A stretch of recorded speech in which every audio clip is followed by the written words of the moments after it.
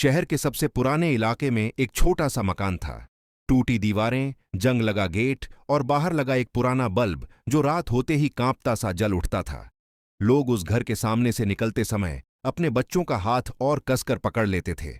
वजह सिर्फ एक थी, उस घर में रहने वाला आदमी, लोग उसे कहते थे डेंजरस डैड। उसका असली नाम था वीर प्रताप सिंह, लेकिन नाम कोई नहीं लेता था।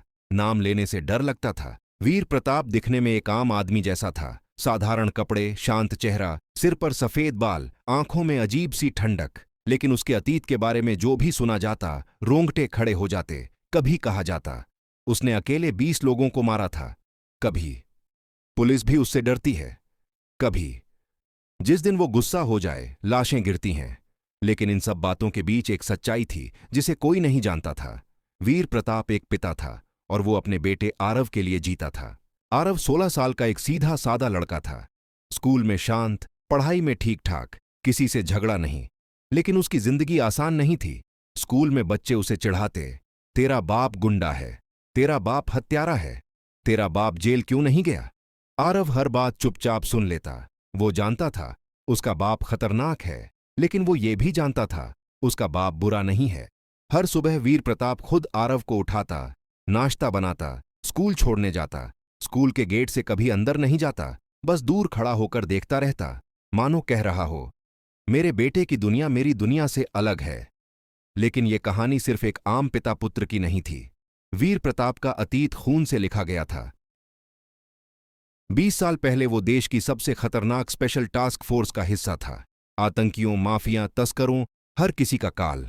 उसे एक ही आदेश मिलता था, नो मर्सी।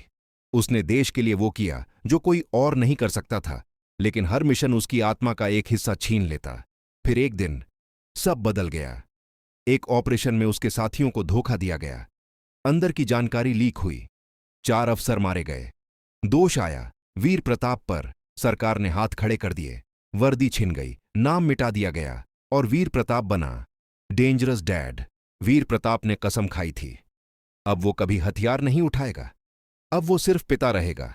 लेकिन किस्मत को कुछ और मंजूर था। एक शाम आरव स्कूल से देर से लौटा। उसके कपड़े फटे थे, चेहरे पर खून था।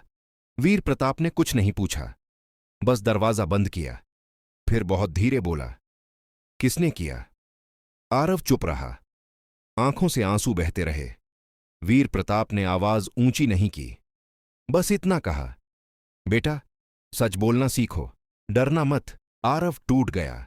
उसने बताया, स्कूल के कुछ लड़के जिनका संबंध शहर के बड़े गैंग से था, रोज उसे पीटते थे। आज उन्होंने धमकी दी थी, अगर कल पैसे नहीं लाया तो तेरे बाप को जिंदा जला देंगे। वीर प्रताप की आंखें पहली बार कांपीं। उस रात वो सोया नहीं। सुबह जब सूरज निकला, डेंजरस डैड लौट चुका था। वीर प्रताप ने पुराने बक्से को खोला। उसमें पड़ी थी उसकी पहचान। बंदूक नहीं, लेकिन दिमाग, सबसे खतरनाक हथियार। उसने गैंग का पूरा नेटवर्क 2 दिन में समझ लिया, कौन कहां बैठता है, कौन कमजोर है, कौन लालची है। तीसरे दिन शहर में हलचल मच गई। गैंग के 3 आदमी गायब। चौथे को पुलिस स्टेशन के बाहर छोड़ दिया गया, जिंदा लेकिन टूटा हुआ। उसके मुंह से बस एक लाइन निकली, उस आदमी से दूर रहो, वो इंसान नहीं है। गैंग लीडर राजन भैया गुस्से में था। उसने ऐलान किया, जो भी उस बूढ़े को लाएगा उसे 10 लाख। पर उसे नहीं पता था वो बूढ़ा नहीं था, वो तूफान था। अंतिम रात राजन ने आरव को किडनैप कर लिया। शहर की सबसे पुरानी फैक्ट्री में वीर प्रताप अकेला गया। ना पुलिस, ना मदद, बस एक पिता। अंदर घुसते ही गोलियां चलीं।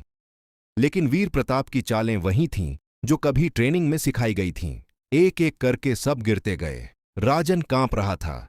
वीर प्रताप उसके सामने खड़ा हुआ, बोला, मैंने देश के दुश्मनों को माफ नहीं किया और तू मेरे बेटे को छूने चला। राजन ने हाथ जोड़े, गिड़गिड़ाया। वीर प्रताप ने गोली नहीं चलाई, बस पुलिस को कॉल किया।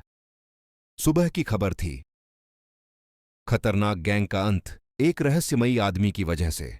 लेकिन वीर प्रताप का नाम कहीं नहीं था। आरव सुरक्षित था। कुछ दिन बाद वीर प्रताप ने शहर छोड़ दिया। नई जगह, नया घर। आरव ने पूछा, पापा लोग आपको डेंजरस डैड क्यों कहते हैं। वीर प्रताप मुस्कुराया, बोला, क्योंकि बेटा जब बात अपने बच्चे की हो तो हर पिता खतरनाक बन जाता है।